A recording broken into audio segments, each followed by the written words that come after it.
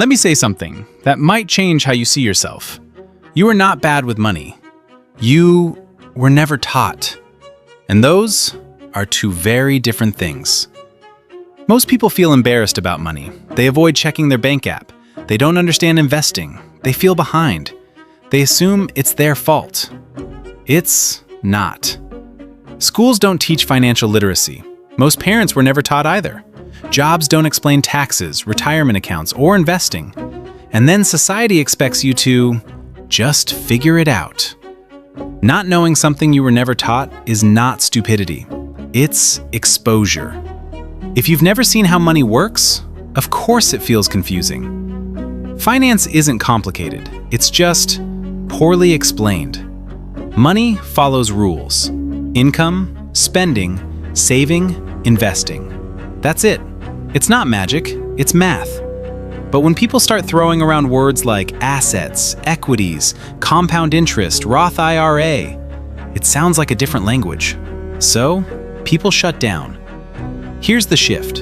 Financial literacy is a skill, not a personality trait. You weren't born good or bad with money. You either learned the rules or you didn't. And skills can be learned. You don't need to be a finance bro. You don't need to read 50 books. You don't need to understand the stock market tomorrow. You just need to understand one concept at a time. One. That's how confidence builds. So here's your first step.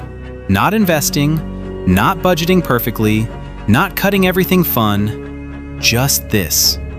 Open your bank app today. Look at your last 30 days. No judgment, just observe. Awareness before action. Money isn't a moral test. Debt doesn't make you irresponsible. Confusion doesn't make you incapable. It means no one translated this world for you. That's what we're going to do here. On this channel, we simplify money. No jargon, no flexing, no shame.